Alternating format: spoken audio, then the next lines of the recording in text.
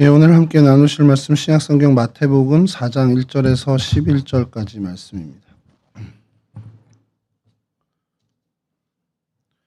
마태복음 4장 1절에서 11절까지 말씀 저랑 한 절씩 교독하도록 하겠습니다.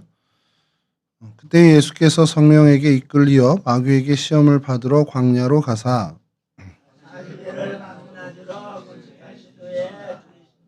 시험하는 자가 예수께 나와서 이르되 내가 만일 하나님의 아들이거든 명하여 이 돌들로 떡덩이가 되게 하라.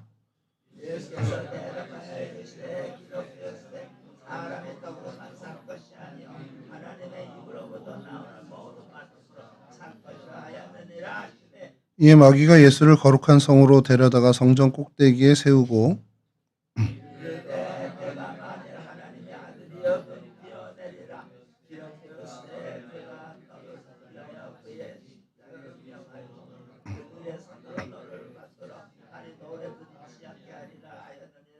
예수께서 이르시되 또 기록되었을 때 주 너의 하나님을 시험하지 말라 하였느니라 하시니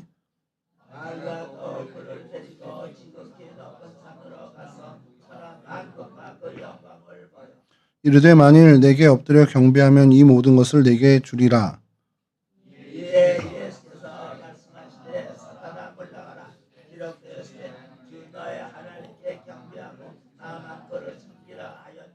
네, 함께 하시죠. 이에 마귀는 예수를 떠나고 천사들이 나와서 수종 드니라. 아멘. 오늘 저희가 살펴볼 성경의 장소는 시험산이라는 곳입니다. 사실 성경에는 이 명칭이 드러나진 않습니다. 그냥 저희가 초대교회에서 교부들이 예수께서 시험을 당한 그 장소를 찾으려고 많이 애를 썼어요. 그래서 예수님이 시험을 받으시고 이제 공생애를 시작하시는 그 자리, 그곳이 어딜까라고 이제 찾았고, 그래서 유력한 전승에 의해서 그곳이 이곳이다 이렇게 이제 거의 이제 확정을 하게 됐는데, 따로 이제 성경에 나오는 것은 그냥 높은 산, 광야와 높은 산이라고만 등장을 해서 이름을 붙이기가 애매하게 됐죠. 그래서 그냥 이제 영어로도 이제 시험산이라고 부르고 있긴 한데, 사실 이게 그 히브리어나 아랍어로는 조금 다른 명칭으로 부르고 있습니다. 그래서 먼저 이제 현재까지 이제 아랍어가 공식 명칭이다 보니까 자발 크룬툴이라고 부르고 있습니다. 그래서 자발은 저희가 예전에 시내산 할 때 자발 무사 할 때 이제 모세의 산 이렇게 불렀던 것처럼 이 자발은 산이란 뜻인데요. 그래서 크룬툴은 그 아랍어로는 아무 뜻이 없는 그냥 외래어를 표기한, 저희가 이제 버스를 한글로 버스 쓰듯이 외래어를 표기한 겁니다. 히브리어도 마찬가지로 이제 산을 뜻하는 하르라는 단어를 써서 하르 크바란탈 혹은 크와란탈이라고 하는데, 이 크와란탈도 그냥 외래어를 표기한, 그냥 그 발음대로 표기한 글이고, 그 히브리어 자체로는 이게 뜻은 없습니다. 그래서 이게 무슨 뜻을 어디서 어떤 외래어를 쓴 거냐, 그것은 이제 그 라틴어 콰드라긴타 혹은 콰란타나라는 40이라는 것을 뜻하는, 그 숫자를 뜻하는 단어가 있어요. 그래서 그것을 이제 비잔틴 시대의 이 산의 명칭을 공식화했는데, 그걸 이제 히브리 사람들이 오늘날 와서 또 아랍 사람들이 오늘날 와서 그 40이라는 콰트라긴타를 자기네 음가로 차용하다 쓰다 보니까 그냥 자발 크룬툴 혹은 하르 크와란탈 이렇게 쓰게 된 겁니다. 그러니까 엄밀히 얘기하면 40일 산인 거예요. 예수께서 광야에서 시험을 40일 받으셨다 보니까 그 시험 받은 날짜를 해서 40일. 그래서 40일은 아니고 정확히 이제 40이라는 숫자를 의미를 둬서 40산 이렇게 이제 불러야 되는데, 영어에서는 이제 전혀 그렇게 안 하고 이제 마운틴 오브 템테이션이라고 해서 시험산이라고 부릅니다. 이제 그러니까 이게 유대 사람들이 그 산을 어떻게 불러왔는지, 예전부터 불러왔는지는 사실은 없습니다. 그런 명칭이 없고, 그나마 근접한 것이 여리고산 정도로 이렇게 불렸다는 정도로만 이제 전해져 내려오고 있습니다. 이게 예수님 저희가 이제 생애를 이제 보고 또 성경에 있던 지명들을 할 때 오늘 같은 날이 좀 제일 힘든 겁니다. 그러니까 성경에 정확히 명칭이 안 나왔는데 여기를 뭐라고 지칭을 해야 되지? 지금 이제 부르는 명칭은 오늘날에 와서 거의 근대에 와서 부르는 명칭이다 보니까 성경 시대의 명칭도 아니고, 그러니까 이제 좀 괴리가 있는데, 그래서 그냥 시험산, 지금 가장 공식적으로 쓰는 학계에서 쓰는 시험산이라고 하는 그 시험산으로, 그리고 성경에는 오늘 마태복음 4장에 나오는 높은 산으로 지칭된 그곳을 좀 찾아보려고 합니다. 성경의 이제 위치를 좀 이 성경 안에서 좀 위치를 좀 보면은 먼저 이제 첫 번째 사진 보여주시면 예루살렘에서 굉장히 가깝습니다. 예루살렘에서 북동쪽으로 북동쪽이라고 해도 약간 동쪽으로 더 치우쳐 있는데 약 25km에서 30km 정도 간 위치에 있습니다. 여기가 여러분 대충 어디쯤인지 혹시 저희가 이제 많이 했으니까 지도를 보고 많이 했으니까 뭐 사해 근처네요. 뭐 이렇게는 설명할 수 있는데 한 장 더 다음 사진을 보여주시면 좀 힌트가 나오죠. 여기가 산이 있어요. 저기 지금 내비게이션 마크가 있는데 산이 있고 그 바로 밑에 도시 이름이 하나 있습니다. 보이시나요? 제리코라고 써 있는데 이 여리고입니다. 여리고고 요단강 요 점선 이 사해 중간으로 쫙 있는 점선이 요단강이고 현재 요르단과 이스라엘의 국경선입니다. 이 요르단을 건너서 요단강을 건너서 첫 번째 마주한 성이 여호수아때요. 여리고성이었잖아요. 여기를 건너서 이 여리고성에 들어온 거죠. 요 바로 옆에 산이 하나 있는데 실제로 구글에서도 마운틴 오브 템테이션이라고 이렇게 아주 이름을 붙여놓은 산이 있습니다. 이것이 오늘 마태복음 4장에 등장하는 예수께서 시험을 받으신 그 광야에 있는 산으로 성경학자들은 이제 추정을 하죠. 지도를 이렇게 보면은 그냥 별로 티가 안 나는데 이걸 좀 입체적으로 이제 만들어준 지도가 있습니다. 그래서 다음 사진 보여주시면 여기가 이제 산지고요. 굉장히 척박한 산지고 이쪽이 이제 평야 지대입니다. 그리고 제리코라고 해서 여리고가 바로 옆에 있습니다. 그러니까 여리고에 가에 붙어 있는 산이라고 보시면 돼요. 저희 뭐 광화문에 가면 인왕산이 보이고 안산이 보이는 것처럼 그냥 그렇게 딱 평지 끝에 산이 보이는 그 산이라고 보이시면 됩니다. 그래서 이걸 위성 지도를 좀 보시면 다음 사진 보여주시죠. 이게 여리고 시내입니다. 요 외곽선으로 있는 약간 주황색 요게 여리고 시 경계고요. 그래서 여리고가 이렇게 있고 그 도시에 그냥 붙어 있는 그냥 산. 여기가 그냥 산인데 그냥 붙어 있는 산 이렇게 보시면 이해가 쉬울 것 같습니다. 다음 사진 보여주시면 이제 안내판을 친절하게 자발 크론툴이라고 해서 저기 보이는 산이 시험산이야 이렇게 해주고 있는 거죠. 여기는 이제 여리고 시내 외곽, 시 외곽의 자리입니다. 한눈에 봐도 어때요? 아주 높지는 않죠. 근데 이게 재미난 게 그냥 이렇게 보면은 한 300~400m는 돼 보이는 산인데 이 산이 정식으로는 해발 150m가 채 안 됩니다. 138m입니다. 정확히 해발 138m입니다. 아무래도 138m보다 훨씬 높을 것 같은데 왜 그런가 그랬더니 이 여리고라는 동네가 해발 몇 미터 정도 될 것 같습니까? 제가 이렇게 얘기하는 건 굉장히 반전이 있어서 말씀드리는 거겠죠. 해발 마이너스 250m입니다. 그러니까 사해라는 곳이 바다보다 낮다라는 건 저희가 이미 알고 있잖아요. 그래서 그 사해 염해라는 곳이 해발 마이너스 한 400에서 450m로 보고 있거든요.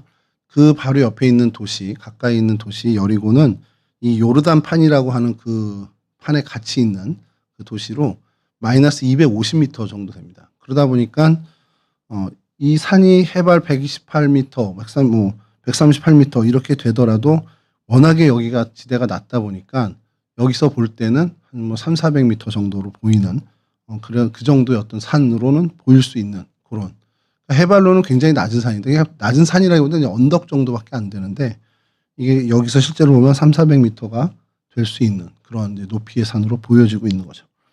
다음 사진도 조금 이제 바깥에서 찍은 건데 요 사진에 보시면 잘 흐리게 잘 안 나오는데 요 부분이 있고요. 좀 더 요 부분을 좀 확대하면 다음 사진 보시죠. 요렇게 되어 있습니다. 그래서 케이블카 이제 정거장이라고 해야 되나요? 그래서 케이블카가 이제 내리는 곳이고 거기서부터 이제 걸어 올라가는 그런 곳입니다. 근데 여기가 저희가 오늘 주목하려는 이곳이 아니고 요곳을 좀 주목하려고 해요. 요곳이 기독교 유적과 조금 이제 관련이 있습니다. 그래서 이 산을 이제 걸어 올라가는 건 거의 무리고요. 거의 절벽에 가까워서 무리고 케이블카를 타고 일단 중턱까지 올라간 다음에 거기서 이제 등산로를 가지고 저 성 위까지 올라가는 게 관광 어떤 코스입니다. 그리고 이곳에 이제 정상 부근의 사진을 보면 다음 사진 보여주시면 이건 확대된 거고요. 케이블카 정거장입니다. 다음 사진 보여주시죠. 이게 정상 올라가는 그 길목에 있는 것인데 이걸 보여드리는 건 이제 지형이 이렇다는 거예요. 그러니까 어떤 무슨 저희가 생각하는 흔히 얘기하는 산이라기보다는 좀 오히려 암벽에 가까운 그런 모습을 좀 갖고 있습니다. 이런 모습이고 이 정상에서 여리고 지역을 내려다본 사진을 몇 장 보여드리면 다음 사진 보여주시면 이렇게 케이블카 쪽 뒤쪽에서 여리고 시내를 이제 보게 되면 이런 정도의 모습이 됩니다. 그리고 이제 반대편에서 다음 보여주시면 이쪽 왼편에서 남쪽 측에서 이제 북쪽 측에서 기슭에서 여리고 시내를 보는 사진은 또 이렇게. 그러니까 그냥 봐도 이렇게 굉장히 그 가파른 그 언덕 위에 있는 것을 좀 볼 수 있습니다. 그래서 아예 정상 부근에 가서 여리고 시내를 이제 가운데서 본 것이 다음 사진 보여주시면 이렇게 이제 찍은 사진들이 몇 장 있더라고요. 그래서 여리고를 이렇게 전역으로 이렇게 한눈에 볼 수 있는 굉장히 높은 망루 역할을 할 수 있는 그런 자리에서 보는 거죠. 그리고 실제로 이 정상에는 마카비 시대에 지었던 그 성루가 있습니다. 그리고 헤로드 왕 시대에도 군사 요새로 사용했던 그 구조물, 성체가 지금까지도 좀 있긴 해요. 그래서 이걸 위성사진으로 좀 보면 이런 모양이 됩니다. 그래서 위성사진을 이제 구글어스 같은 경우 약간 기울여서 볼 수가 있는 기능이 있어서 기울여서 보면 여기가 이제 산 정상이고요. 그 다음에 저기가 이제 여리고 시내, 더 나가서 사이까지 이렇게 되는데 이렇게 보이는, 그러니까 한눈에 그 예루살렘 입장에서 보면 동편에 어떤 외세가 들어오는, 요단강을 건너서 들어오는 외세를 한눈에 이제 감시할 수 있는 워치타워 역할을 할 수 있는 그 위치에 있는, 그러니까 여기 구조가 그렇습니다. 그러니까 사해 근처의 평야와 유대 산지의 끝자락과는 이렇게 좀 판이 꺼져서 그렇게 됐다고 지정학적으로 얘기하는데, 그렇게 해서 이렇게 어떤 그 요새로 어떤 망루 역할을 할 수 있는 그런 지형이 펼쳐져 있습니다. 그리고 반대편은 그럼 어떤가? 이 사진입니다. 이건 사진입니다. 정상에서 이제 서편을 향해 찍은 사진입니다. 그냥 척박합니다. 아무것도 없습니다. 뭐 나무도 없고 그냥 광야입니다. 광야인데 그냥 우리가 흔히 영화에서 보는 평평한 어떤 사막, 그런 모래 사막이 아니라 그냥 이렇게 그냥 뭐 작은 산들처럼 이렇게 되는 그냥 척박한, 이거를 위성으로 봐도 비슷해요. 위성 사진으로 봐도. 다음 사진 보여주시면, 다음 사진. 위성 사진으로도 이제 그 지중해 쪽 바라보는 이런 식으로 이제 아무것도 없는 광야입니다. 그러니까 예수님이 시험을 받으신 곳이 광야라고 성경에서 기록된 것이 너무 이제 적절할 정도로 이렇게 보이는 것이죠. 그래서 이곳을 조금 더 입체적으로 정상에 올라가서 이제 사방을 둘러본 사진 말고 정상을 좀 더 위성 말고 좀 가까이서 찍은 사진이, 드론 사진이 필요해서 이 사진을 좀 유료로 구입을 했습니다. 그래서 어느 작가분이 해질녘에 찍으신 것 같은데, 여기가 아까 그 케이블카 있었던 곳이고요. 여기가 이제 조금 이따 저희가 살펴볼 이제 수도원 그런 부분입니다. 그리고 정상에 이렇게 성체가 하나 있습니다. 그러니까 요 여러 봉우리 중에 가장 높은 봉우리, 그리고 가장 여리고에 근접한 봉우리에 이런 성체가 있습니다. 마카비 시대에 이제 지은 성체고요. 그래서 이 성체에서는 군사적 요새로 이제 활용을 했습니다. 그리고 예수님 요 사건에 한 150년 전 이제 간격이 있죠. 그 마카비 시대에 이곳에서 마지막 마카비 왕조의 시몬 마카베우스가 살해를 당하는 그 장소도 이곳입니다. 헤로드 왕 시절에는 이곳을 그냥 군사 요새로, 그러니까 워치타워죠, 망루 역할로 해서 여리고 쪽 그 평야를 살펴볼 수 있는 그 군사적 기능을 가진 요새로 사용했습니다. 이런 정도의 모습이 오늘 저희가 본 시온산, 살펴보는 이제 시온산의 모습인데요. 예수님이 시험 받으신 그 사건과 이 산이 좀 연결이 돼야 되잖아요. 그래서 많은 이제 초대 교부들도, 그리고 초대교회 지도자들이 예수님이 그 시험 받으신 곳이 어딜까 해서 이곳을 정말 많이 순례를 합니다. 그러면서 여러 이제 자기들이 이제 전해 들은 이야기들을 막 기록해서 맞춰보고 했겠죠. 그래서 예수님이 이곳에서 42일 동안 머무셨던 동굴이라고 이들은 주장하는 그 동굴이 있어요. 그리고 그 동굴은 지금 수도원이 되어 있는 곳이고, 그 안에 있는 동굴, 그 수도원 안에 동굴이 들어가 버렸으니까 보지 못하잖아요. 그래서 그 동굴과 가장 유사한 동굴을 시험 동굴이라고 해서 이분들이 이제 그 기념하는 곳이 있습니다. 다음 사진 보여주시면, 저기가 이제 수도원이 보이는 이제 동굴인데, 요런 비슷한 동굴들이 여러 개 있습니다. 그래서 요런 동굴에서 40일을 좀 기거하시면서 광야에서 시험을 받으셨을 거다. 이렇게 이제 추정을 하는 거죠. 그래서 여기에 예수님이 계셨다는 건 아니고요. 이와 같은 환경에서 예수님이 40일 계셨을 거다라는 거죠. 그래서 이 전승들을 성경의 정승들을 보면 예수님이 이제 요런 동굴에서 줄이시고 계실 때 이제 음식을 가진 시험을 받으셨다라고 이제 그렇게 전해져 내려오고 있고요. 또 두 번째 이제 성전 꼭대기에 가서 뭐 뛰어내리라 한 곳은 뭐 예루살렘 성전이라고 하기도 하는데 아까 말씀드렸던 그 위에 있던 150년 예수님이 시험 받으시긴 시점에 150년 전에 지어놨던 그 마카베오 시절에 지었던 성체의 그 꼭대기일 수도 있다라는 이제 설도 이제 얘기를 합니다. 그리고 세 번째 시험이 이제 천하만국을 보여주면서 높은 산으로 이끌어 갔다고 하는데 그것은 이제 초대 성경 그 교부들이나 오늘날의 성경학자들은 그냥 지금 이 산의 정상일 것이라고 하는 의견은 좀 모아지고 있는 편입니다. 그래서 이 예수님께서 시험을 받으신 그 이 산이 교회사적으로 굉장히 이제 기념이 될 만한 곳이어서 많은 이제 그 시도들이 있었죠. 시도들이 있었는데 어디에 그럼 할 거냐? 정상에다가 좀 기념 어떤 표시를 해야 되냐? 뭐 하다가 이제 논의 끝에 비잔틴 시대에 예수님이 기거하셨다라고 전해지는 그 동굴을 중심으로 수도원을 짓게 됩니다. 그것이 이제 시험산 수도원 이렇게 우리말로 하면 시험산 수도원이 됩니다. 그냥 템테이션으로 해서 수도원이 그냥 템테이션 수도원이 되니까 그냥 시험산 수도원이 됩니다. 그래서 이곳이 4세기경에 그 은둔 수도자들, 그러니까 광야에서 그냥 정말 세상과 단절한 은둔 수도자들이 수도하면서 예수님의 그 시험을 기리는 어떤 그런 수도 생활을 했다라는 것. 그리고 이제 6세기에 이르러서 이제 비잔틴 시절이죠. 비잔틴 제국이 이 동굴에 제대로 된 이제 건축물을 지었는데 요 모양으로 아까 그 모양으로 다음 사진 보여주시죠. 요 모양으로 지은 겁니다.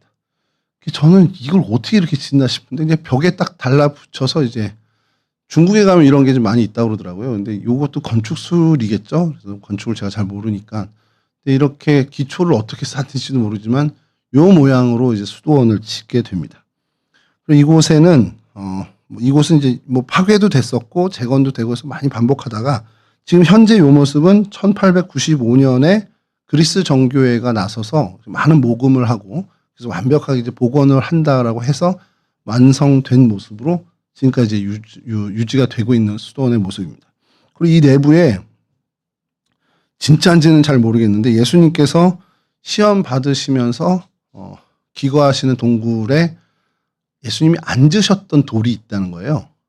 그리고 그 돌을 기념해서 그 바위죠. 그 바위를 이제 기념하고 그 위에 이제 제단을 만든 좀 이따 사진을 좀 보여드리겠습니다. 그런 이제 수도원이 있습니다. 그래서 이 시험산에는 기독교적인 유적은 사실 요게 하나가 전부라고 보시면 됩니다. 그리고 오늘은 이제 다루진 않겠지만 요 시험산 있는 그 봉우리 말고 그 옆쪽으로 약간 남쪽으로 와서 있는 봉우리에 조지아 수도원이라는 게 한 곳이 있어서 여긴 또 뭔가 하고서 지금 살펴보니까 여긴 또 엘리야를 기념하는 수도원인 거예요. 그래서 왜 또 엘리야를 여기서 기념해? 그랬더니 그 그리시네가에서 까마귀가 날아다 주던 음식을 공개해봤던 엘리야가 이 그리시네가 여리고 바로 위쪽에 있다고 이제 주장하는 겁니다. 그 이제 성경학자들은 추정하는 곳이 많아요. 저희가 그때 얘기했던 브니엘. 그 브니엘에 있는 곳에 그리시네가라고 주장하는 성경학자들 있고 사실 거기가 좀 더 주류고요. 이곳에 이제 그리시네가 있다고 주장하는 사람들은 그걸 바탕으로 해서 수도원을 지은 것이 이제 조지아 수도원이라는 곳이 바로 옆에 있는데 거기 이제 온갖 이제 엘리야에 대한 기념물들이 있죠. 그건 오늘은 다루지는 않을 텐데 그렇게 요 기독교적인 유적은 여기에서 그것과 요 정도 두 개인데 사실 이 시험산 수도원 요 하나가 거의 유일무이하다고 보시면 됩니다. 그래서 다음 사진 보여주시면 이 시험산 수도원을 건축하고 나서 이제 현판을 단 거죠. 그래서 시험산 성스러운 수도원 이렇게 해석하면 그렇게 됩니다. 그래서 예루살렘 총대주교 이레나우스 1세 재임 기간 때 보수 복원되었다. 수도원장 이름은 게라시모스 브라잔히스. 그의 기도와 노력으로 예수 그리스도를 향한 기도와 성묘 형제단의 영혼을 위한 뜻으로 이 수도원이 새롭게 단장되어 봉헌되었다. 뭐 이런 의미를 갖고 있는. 그러니까 지금도 이제 잘 유지가 되고 있다라는 거죠. 그래서 이 내부 사진을 먼저 보여드리면 다음 사진 보여주시죠. 이거 이제 예수님께서 머무셨다라는 동굴로 이제 추정하는 곳에 저 안쪽은 이제 들어가지 말라고 이제 해놓은 거죠. 이렇게 돼 있고 다음은 그 안에서 이제 수도사들이 기도했던 기도처로 돼 있는 사진입니다. 그래서 이곳에서 그냥 은둔 생활하면서 기도했던 수도자들. 그러니까 저희가 생각할 때 어떤 숙소가 있고 침대가 있고 이런 생활을 한 게 아니고 그냥 자연 동굴에서 그냥 기거하면서 거기서 잠도 자고 음식도 먹고 기도하고 이런 이제 수도 생활을 했던 것으로 이제 보이고 있습니다. 그리고 이제 정식으로 이제 예배를 드리는 그 예배당으로 건축된 부분에는 다음 사진 보여주시면 여러 이제 그 성화들로 이렇게 좀 채워져 있는 그런 모습들이 있고요. 다음이 이제 중요한 그 바위입니다. 다음 사진 보시죠. 저 바위가 예수님이 앉으셨던 바위라고. 진짜인지 잘 모르겠습니다만. 예, 그래서 거기에 이제 제단을 쌓아놓고 유리로 막아놓은 겁니다. 건들면 안 되니까. 그래서 그게 저는 이게 사진을 원래 찍지 못한대요. 그래서 왜 그런가 했더니 사진 후레쉬가 영향을 준다네요. 그래서 돌이 그걸로 인해서 마모가 되고 훼손이 된답니다. 그래서 그런 게 어딨어 그랬더니 그래서 자료를 찾아봤더니 유사한 사례로 저희 나라 석굴암이 등장을 하더라고요. 석굴암도 유리로 이제 막아놨는데 카메라 프레쉬를 터트리는 게 금지가 돼 있답니다. 그래서 그 터트리면 뭐 빛의 파장에 뭐 그 장황하게 설명을 그렇게 돼 있어요. 빛의 파장에 의해서 뭐가 부딪히고 어떤 반응이 일어나서 뭐 돌이 이렇게 뭐 윤기를 잃게 되고 뭐 결속력이 떨어지고 이런 얘기를 하더라고요. 그래서 여기 사진은 찍지 못하게 돼 있다고 하는데 어느 분이 이렇게 사진을 올려주셔서 감사하게 좀 사용을 하고 있습니다. 이런 모습, 예수님께서 그냥 앉으셨던 그 바위다라고 하는 그런 모습을 가진. 사실 요거 하나 때문에 이곳에 수도원이 생기게 된 거죠. 실제로는. 그래서 동굴에 있던 바위를 이곳에 가져와서 제단을 이제 쌓는 그런 모습을 이제 갖습니다. 여기까지가 이제 오늘 요 시험산의 어떤 그 외곽 모습이고, 이제 이 시험산을 살피면서 이곳에서 예수님께서 시험 받으신 그 사건을 가지고 좀 어떤 우리가 좀 하나님의 교훈이나 메시지 좀 찾아볼까 고민을 좀 했는데, 우리가 잘 아는 게 어디서부터 시작이 됐냐면, 이 사진 두 장에서부터 이 말씀의 모티브를 찾았습니다. 다음 사진 보여주시면, 아까 봤던 사진인데요. 이게 아까 자꾸 성전산이라고 입에 붙어가지고, 시험산 정상에서 여리고를 향해 본 겁니다. 그러니까 지금은 이제 도시 모양이지만, 당시에, 예수님 당시에 이 여리고를 볼 때면 굉장히 이제 푸른 성, 그러니까 사막의 오아시스잖아요, 여리고가. 그러니까 이 광야 척박한 이 곳과 정말 대비되는 풍요롭고 풍족한, 그러니까 시편에 우리 계단 올라오면 푸른 초장과 쉴만한 물가로 인도하시는 그 시편 말씀을 적어 놓은 게 있는데 정말 그 푸른 초장에 빗대을 만한 어떻게 보면 좀 풍요롭고 비옥한 땅이 이제 보입니다. 이 장면을 주님도 보셨겠죠. 그리고 그때 당시 이런 건물이 아니라 정말 푸릇푸릇한 그 생명력이 넘치는 어떻게 보면 보기 좋은 그런 곳을 보셨을 것 같아요. 그런데 그 반대편, 그냥 어디 멀리 갈 것도 아닙니다. 그냥 몸만 돌리면 이 장면이 나옵니다. 다음 사진 보여주시죠. 아까 본 사진입니다. 그냥 보기만 해도 황량하고 어느 날 갑자기 자고 나서 눈 떴는데 딱 눈앞에 이러면 그냥 죽었구나 이런 생각이 좀 들 것 같아요. 저 같은 경우는. 예수님께서 이곳을 이제 오르신 거죠. 근데 여기를 보면 재미난 것이 마태복음 4장 1절을 좀 띄워주시죠. 그때 예수께서 성령에게 이끌려 마귀에게 시험을 받으러 광야로 가사. 이 점이 되게 좀 독특했던 것 같습니다. 시험을 받아야 되는 건 알겠는데 이제 성령께서 이끌어서 가셨다. 그러니까 이 시험, 예수님이 40일 동안 시험 받으신 이 일이 하나님께서 의도하신 일이라는 것. 예수님께서 공생애를 시작하시기 전에 하나님이 뭔가 이 시험에 40일간의 시험을 가지고 예수님에게 뭔가 일깨워준 건 아니잖아요. 그 예수님이 시험 받으신 그 모습과 상황과 그 사건을 가지고 예수를 따르는 예수 그리스도를 주로 고백하는 우리들에게 무언가 하나님이 전해주실 메시지가 있어서 성령께서 예수 그리스도를 이끌어 이 광야의 사건, 광야의 시험 사건을 일으켰었다는 겁니다.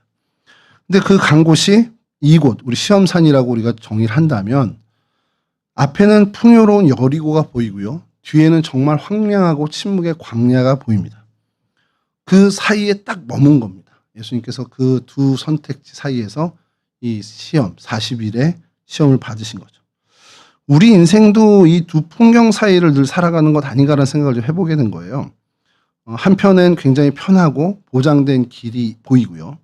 다른 편은 하나님이 이끄시는, 성령께서 이끄시는 길인데 우리 눈에 보면 광야예요. 청량하고 척박하고 정말 침묵하고 어떤 그런 황량한 그런 광야입니다. 사실 우리가 인생을 살아가면서 마주하는 많은 선택의 기로가 이런 경우가 많이 있어요. 하나님이 분명히 이쪽을 말씀하셨는데 그곳은 내 기준이나 내 시선에 너무 가고 싶지 않은 길이죠. 근데 반대로 내 눈에 너무 좋아 보이고 괜찮아 보이는 길은 분명히 하나님의 뜻이 없는 걸 알아요. 그 선택의 기로에 서서 우리는 늘 갈등을 하게 됩니다. 예수님이 이와 같은 이 상황, 한쪽에는 정말 풍요로운 여리고 모습, 한쪽에는 황량한 광야의 그 모습, 딱 그 중간에서 성령께서 이끌려서 광야로 나오십니다. 그러니까 하나님의 뜻을 따르신 거죠. 병든 자를 고치기 전에, 복음을 선포하기 전에, 제자들을 부르시기 전, 그 공생애를 시작하시기 전에 먼저 광야로 나오셨다는 겁니다. 이유가 뭘까라는 것을 성경학자들이 많이 해석을 합니다. 왜 예수님이 이 공생애 전에 시험을 당하셨을까? 근데 그냥 우리가 어릴 때부터 제가 들어왔던 말은, 야, 예수님도 뭔가 사역을 시작할 때 시험을 받으셨는데 우리도 하나님으로부터 쓰임 받을 땐 시험 받지 않겠어? 이제 그런 얘기들은 되게 익숙해서 그런데, 그럼 왜 주님께서 광야에서 이 40일, 주님이라면 그런 40일의 시험 없이도 얼마든지 공생애를 하실 수 있는 능력이 계신 전능하신 하나님이시잖아요. 근데 왜 시험을 받으셨을까? 말씀드린 것처럼 인간에게, 예수를 따른 그 나중에 예수 그리스도를 주로 고백하는 주님의 백성들에게 보여주시기 위한 것, 뭔가를 깨우쳐 주시기 위한 것이라는 겁니다. 그래서 이것은 예수님의 개인적인 시험이 아니라는 거예요. 그냥 하나님의 백성을 향한 하나님의 뜻을 보여주는, 어떻게 보면 인간 전체를 향한 하나님의 이벤트라는 겁니다. 여러분, 오늘 본문이요, 굉장히 이제 예수님께서 하신 말씀이 다 신명기 말씀이잖아요. 이게 이스라엘 역사와 굉장히 밀접해지는 겁니다. 왜냐하면 이 광야를 예수님이 지금 머물고 계시지만 이전의 이스라엘 역사에 광야는 이스라엘과 굉장히 밀접하죠. 하나님께서 이스라엘을 애굽에서 구원하셨습니다. 그리고 홍해를 가르고 만나를 주시고 반석에서 물을 내시는 온갖 이 사건들로 이스라엘에게 많은 것을 보여주시죠. 내가 하나님이다라는 것을 많이 보여주시는데 그 자리가 바로 광야예요. 다 광야에서 일어난 사건입니다.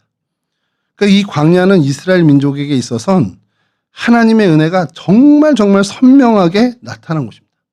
그러니까 하나님이 우리와 함께 하시네, 이것을 그냥 육신의 눈으로 볼 정도로 낮에는 구름 기둥이 있죠. 밤에는 불 기둥이 저기 한가운데 있는 거예요. 하나님의 임재가 하나님 어디 계세요? 하고서 막 기도하면서 우리가 느끼고 그런 게 아니라 그냥 아침에 눈 뜨면 보이는 겁니다. 그냥 하루를 살아갈 때 그 눈앞에 있는 거예요. 하나님이 저기 계시네. 그만큼 광야는 하나님의 은혜가 아주 강력하게 그리고 선명하게 나타난 곳이었습니다. 근데 이스라엘 백성의 광야 생활을 우리가 너무 잘 알고 있잖아요. 다 실패했습니다. 배고프다고 원망했죠. 물 없다고 하나님 원망했죠. 그러니까 하나님이 약속하신 그건 하나도 생각 안 하고 보지도 않고 그냥 내 눈앞에 현실이 더 크게 보인 겁니다. 그러니까 한 번도 하나님은 그들을 버리지 않으셨어요. 항상 그 무리 중에 항상 계셨음에도 불구하고 이들은 끊임없이 하나님을 의심하고 끊임없이 하나님을 원망하고 끊임없이 하나님을 신뢰하지 않았습니다. 그래서 그 40년 동안에 광야는 이들에게 실패의 자리가 되어버렸죠. 하나님이 실패하신 게 아니라 이스라엘 백성, 그 사람의 실패의 자리였습니다. 그리고 오늘 그 인간의 실패의 자리에 예수님께서 마태복음 4장에 그 광야로 성령께 이끌려서 가신 거예요. 이스라엘은 40년을 광야에서 보냈지만 예수님은 40일을 광야에서 보내십니다. 이스라엘은 모든 시험 앞에서 넘어졌어요. 아주 자빠져 버렸습니다. 그러나 예수님은 이 마귀의 시험, 3번으로 이제 압축된 그 시험을 정말 당당하게 이겨내셨습니다. 더더군다나 말씀으로 승리하셨죠. 이게 예수님이 광야에 나가셨을 때 이 시험, 질문, 이 3가지 질문을 보기 전에 궁금증이 생기게끔 마태는 기록한 걸 거예요.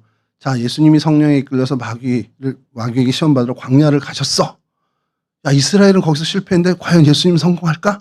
이런 호기심을 유발시키려고 한 것 같은데 너무 빨리 그냥 본론으로 들어가 버리니까 그런 궁금증을 발휘하지 못하고 근데 이번 시험 어떻게 될까라는 그 궁금증으로 이 사건을 좀 바라보면 첫 번째 시험이 시작돼요. 이 돌들로 명하여 떡이 되게 해봐. 근데 예수님이 그 시험에 대해서 뭐라고 말씀합니까? 사람이 떡으로만 사는 거 아니야. 하나님의 입으로 나오는 모든 말씀으로 살아야 돼. 이 얘기가 어디 나오는 말씀입니까? 신명기 8장 3절입니다. 좀 띄워주시죠. 너를 낮추시며 너를 줄이게 하시며 또 너도 알지 못하며 내 조상들도 알지 못하던 만나를 내게 먹이신 것은 사람이 떡으로만 사는 것이 아니요 여호와의 입에서 나오는 모든 말씀으로 사는 줄을 내가 알게 하려 하심이니라. 여러분, 이건요 모세가 40년 광야 생활을 마친 이스라엘 백성에게 들려줄 마지막 설교입니다. 이스라엘 백성에게 하나님이 모세를 통해서 야, 이런 의도였어 라고 말씀해 주시는 거예요. 근데 사실 이들은 그 말씀대로 붙들지 못했잖아요. 실패했잖아요. 배가 고프니까 하나님 원망했죠. 고기 먹고 싶다고 막 그냥 모세를 죽이려고 했잖아요. 그러나 예수님은 전혀 달랐습니다. 그 배고픔의 상황에서 이스라엘 백성들은 하나님을 원망하고 모세를 원망했을 때 예수님은 그 배고픈 40일의 굶주린 시간 속에 하나님의 말씀을 선택한 겁니다. 두 번째 시험은 어때요? 마귀가 성전 꼭대기에서 뛰어내려고 유혹하죠. 내가 뭐 천사들이 와서 또 받쳐줄 거야 막 유혹해요. 예수님께서 똑같이 신명기 6장 16절 말씀으로 응대를 하십니다. 띄워주시죠. 너희가 마사에서 시험한 것 같이 너희 하나님 여호와를 시험하지 말고. 뭐 우리말로 이제 말고로 끝났지만 히브리 성경에는 말라로 이제 종결이 되죠. 모세는 마사에서 하나님을 시험했던 이스라엘을 떠올리면서 명실상부 하나님의 백성이라면 하나님을 시험하는 일은 없어야 된다라는 그 마지막 설교를 하고 있는 겁니다. 근데 이스라엘 백성들은 사실 뭐 사건이 그렇죠. 팩트가 마사에서 잘못해서 하나님 시험했단 말이에요. 그러니까 하나님을 의심하고 하나님을 원망하고 하나님을 시험하고, 그러나 예수님은 그들과는 정반대의 선택, 하나님을 끝까지 신뢰하는, 그래서 그 모세가 했던 설교 말씀을 인용하여 너희의 하나님 여호와를 시험하지 말라, 이렇게 말씀으로 응대를 하십니다. 세 번째 시험은 높은 산이라고 등장하는 오늘 우리가 살피는 이 시험산 꼭대기로 이제 추정을 하는데요. 거기서 세상의 모든 영광을 보여줬다는 거예요. 뭐 여리고의 모습을 보여줬는지 모르겠습니다만, 자, 나한테 절하면 이거 다 줄게, 이 얘기한 거죠. 이때도 예수님께서 신명기 6장 13절 말씀으로 이 시험을 물리치십니다. 띄워주시면 6장 13절입니다. 내 하나님 여호와를 경외하며 그를 섬기며 그의 이름으로 맹세할 것이니라. 주 너의 하나님께만 경배하고 다만 그를 섬기라. 마태복음 그렇게 기록됐죠. 이 말씀이 신명기 6장 13절을 인용한 말씀입니다. 모세는 가나안에 들어가도 가나안에 들어가면 이제 이런 일들이 벌어질 걸 알았겠죠. 그래서 가나안에 들어가더라도 우상에게 넘어지지 말고 하나님만 제발 섬겨라, 그렇게 이제 권면을 한 겁니다. 그러나 그들은 어땠습니까? 우리가 잘 알고 있듯이 그 모세의 권면을 비웃기라도 하듯이 그들은 완전히 실패합니다. 반면에 오늘 마태복음 4장에 예수님은 어떻습니까? 철저하게 하나님만 예배하고 경배하라는 말씀으로 이 시험을 물리치고 실제로 그의 모든 공생의 삶과 끝은 하나님만을, 오직 하나님만을 경배하고 하나님을 예배하는 삶을 사셨습니다. 우리에게 보여주시기 위해서 사신 거죠. 여러분, 이게 우연이 아니라는 겁니다. 예수님께서 마귀를 물리치실 때 인용한 세 말씀이 모두 다 신명기, 모세가 광야에서 이스라엘 백성에게 마지막으로 들려준 그 설교의 말씀을 인용한, 왜 하필 이 말씀을 인용했을까? 마태는 우리에게 그걸 얘기하고 싶은 거예요. 이스라엘은 모세의 이 모든, 그러니까 모세를 통해 하신 하나님의 모든 말씀을 듣고도 실패했어. 그런데 우리 예수님은 그 말씀을, 같은 말씀을 붙들고 승리하셨어. 이 얘기를 하고 싶은 거예요. 그러니까 예수님은 이 실패한 이스라엘 역사를 다시 쓰는 참된 하나님의 아들이시라는 겁니다. 이스라엘을 회복하시는 분이라는 거예요. 근데 이 승리가 단순히 예수님의 승리였냐? 그게 아니라 예수를 따르는 모든, 앞으로의 모든 예수를 믿는 예수님의 사람, 하나님의 사람들의 승리를 위한 승리를 하신 거라는 겁니다. 오늘 우리도 마찬가지죠. 광야를 살아갑니다. 우리가 살아가는 상황에서 광야 같은 상황들을 많이 맞죠. 질병의 광야도 있을 수 있고요. 경제적인 어려움의 광야를 만날 때도 있습니다. 뭐 자식의 문제, 뭐 이런 것도 있을 수 있겠죠. 기도를 해도 응답이 안 되는, 응답이 보여지지 않는 것 같은, 정말 광야에 옷도 혼자 서 있는 것 같은 그런 상황에 직면할 때가 있어요. 그게 우리의 인생입니다. 그때 우리는 이스라엘 백성들처럼 당연히 흔들릴 겁니다. 하나님을 원망하는 마음이 이렇게 일어날 수도 있을 거예요. 왜냐하면 말씀은 멀리 있고 눈앞의 현실은 너무 가까이 있으니까. 그러니까 말씀보다 현실이 더 크게 보이고 그 훨씬 더 무게감이 있다 보니까 하나님보다는 이 걱정을 더 크게 바라보고 염려를 더 크게 바라보는 겁니다. 그래서 우리 계속 실패해 왔잖아요. 지금까지 실패해 왔습니다. 그리고 우리는 계속 얘기하죠. 이번엔 내가 이겨야지. 다음엔 내가 꼭 내 믿음을 더 강하게 해야지. 이 결심 필요합니다. 필요한데 근데 우리의 결심이 이어지느냐? 그렇지 않은 게 우리의 믿음이 그렇게 안 될 때가 많잖아요. 그럼 우리의 믿음은 어디서 시작돼야 되냐? 우리의 믿음은 예수의 삶, 예수님을 따르는, 예수님이 우리를 붙잡아 주시는 것에서 시작을 해야 한다는 겁니다.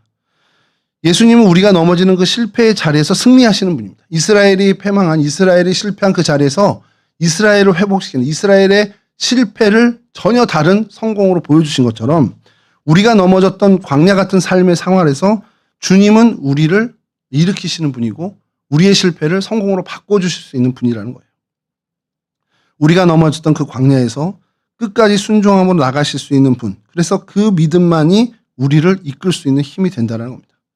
예수님은 끝까지 그 말씀에 순종하셨다. 하나님의 뜻을 끝까지 순종하셨습니다. 그러니까 우리의 구원은요, 우리의 의지가 아니라 예수님의 순종 위에만 세워질 수 있다는 걸 우리가 기억해야 한다는 거예요. 그래서 우리가 넘어져도 주님을 의지해서 다시 일어날 수 있는 거고, 우리보다 앞서 그 길을 걸어가신 주님이 계시기 때문에 우리보다 먼저 시험을 이기신 주님을 붙잡고 주님이 주시는 능력으로 우리가 그 시험을 이기는 그런 삶을 살게 된다는 겁니다. 다시 그 시험산 아까 그 사진을 좀 생각해 보세요. 절벽에 서면 한쪽은 푸른 여리고가 보이고 다른 한쪽은 끝없는 광야가 펼쳐집니다. 한쪽은 정말 풍요롭고 편안하고 정말 쉽게 갈 수 있는 것 같은 여리고가 쫙 펼쳐져 있어요.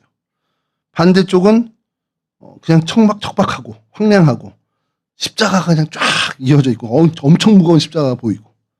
근데 어땠습니까? 그 십자가를 선택한 주님은 그 십자가를 끝까지 지셨고 마침내 부활의 영광으로 완성하시고 승리하시잖아요. 우리도 마찬가지일 겁니다. 앞으로 살아가며 장담하건대 여러분들의 삶에 계속 그 선택의 기로는 여러분들을 찾아올 겁니다. 그 두 풍경 사이에 매번 서서 고민할 거예요. 한쪽은 눈에 보이는 쉬운 여리고와 같은 그 길이 보일 거고 다른 한쪽은 광야와 같이 정말 힘들고 척박한 길이 보일 겁니다. 근데 어디에 하나님의 뜻이 있는지 사실은 알아요. 모르는 척하지만 알아요. 하나님의 뜻이 어디인지 압니다. 그러나 우리가 희망을 가질 수 있는 건 그 광야의 끝이 어땠는지 주님이 먼저 보여주셨잖아요. 광야의 끝, 하나님 말씀에 순종해서 그 광야의 길을 걸었고 십자가의 길을 걸었지만 마침내 부활의 영광을 얻으신 주님이 우리보다 먼저 앞서가셔서 그 광야의 길, 하나님의 뜻을 택하고 순종했을 때 어떠한 영광이 주어지는지를 몸소 보여주셨습니다. 그러니까 그 길은 주님께서 우리보다 먼저 앞서가셔서 정답을 이미 보여주신 길이에요. 그러니까 그 길에서 우리도 주님을 따라서 하나님이 우리를 통해서 이루시고자 하시는 그 새 역사를 써내려가야 하는 은혜의 자리가 되어야 한다는 겁니다. 그러니까 우리가 선택의 기로에 섰을 때 갈등하는 시간을 좀 줄였으면 좋겠습니다. 하나님이 원하는 건 여기 다 알아요. 오늘 새벽 예배를 가야 되나? 눈은 떠졌는데 하나님 나를 왜 깨우셨죠? 가야 되나? 아니야, 하나님은 더 잘하고 그러실 거야. 사랑하는 자에게 잠을 주신댔으니까 좀 더 자자. 이게 아니라 하나님 뜻 알아요. 이 눈뜨게 하셨어? 가야 되는 거구나. 그럼 주섬주섬 옷 입고 그 광야 같은 길을 교회까지 오면 하나님이 예비해 주신 그 은혜, 하나님이 숨겨놓으신 그 은혜를 정말 누리게 하신다라는 사실입니다. 교회에서 봉사하는 자리, 저는 거기 안 할래요. 연말만 되면 이제 난리 나잖아요. 어제도 우리 구장로님 문자 주셨는데 청년 중에 찬양대원으로 섬길 사람이 누가 없을까요? 그래서 장로님 1년 내내 저한테 물으시지만 없습니다. 청년부 예배도 안 합니다. 갈등이 생기죠. 어느 게 하나님 뜻이 정말 모르면요. 조금 더 손해보고 내가 좀 더 희생하고 내가 좀 더 불편한 게 하나님 뜻일 가능성이 큽니다. 광야가 하나님 뜻일 가능성이 커요. 근데 여러분들이 이미 다 알고 계세요. 어디에 하나님 뜻이 있는지 알지만 모르는 척하고 안 가려고 하는 거죠. 근데 주님은 우리에게 보여주셨습니다. 그 길의 끝, 그 순종의 길의 끝이 무엇인지 이미 우리에게 보여주셨어요. 그러면 정답을 받는데 가야죠. 십자가의 고난 그 이후에 부활의 영광을 정말 상상할 수도 없는 그 큰 영광을 우리에게 먼저 보여주셨는데 왜 안 가죠? 눈앞에 너무 크니까 안 가죠. 여하튼 여러분, 이 광야에서 승리하신 주님이 오늘도 우리와 함께 하시고 우리와 동행해 주셔서 우리에게 그 광야의 길을 걸을 수 있는 능력을 주시는 분입니다. 함께 하신다는 거예요. 광야의 이스라엘 성막에 구름기둥이나 불기둥처럼 보이지 않지만 우리가 영의 눈을 뜨면 그것보다 더 확실하게 주님이 우리 가운데 함께 계시는 우리는 볼 수 있는 사람들입니다. 주님이 우리와 함께 하시는 그 하나님의 임재를 우리가 놓치지 않고 정말 주님을 철저히 의지해서 우리도 그 광야에서 아까 그 사진과 같은 그 광야 그냥 탁 보고 숨이 막힐 것 같은 그런 상황에서도 하나님이 함께 하셔서 하나님이 새 역사를 쓰시는 그러한 은혜의 자리로 바꿔 주실 것을 우리가 믿으며 소망하며 진짜 그 은혜를 누리는 그 은혜의 주인공들이 되었으면 좋겠습니다. 이와 같은 은혜에 늘 누리시는 그래서 평생을 하나님의 뜻을 온전하게 쫓는 순종의 삶으로 하나님께 영광 돌리고 기쁨을 돌리는 그리고 하나님이 주시는 그 귀한 행복을 누리시는 우리 동성애 식구들이 다 되실 수 있기를 주님의 이름으로 간절히 축원합니다.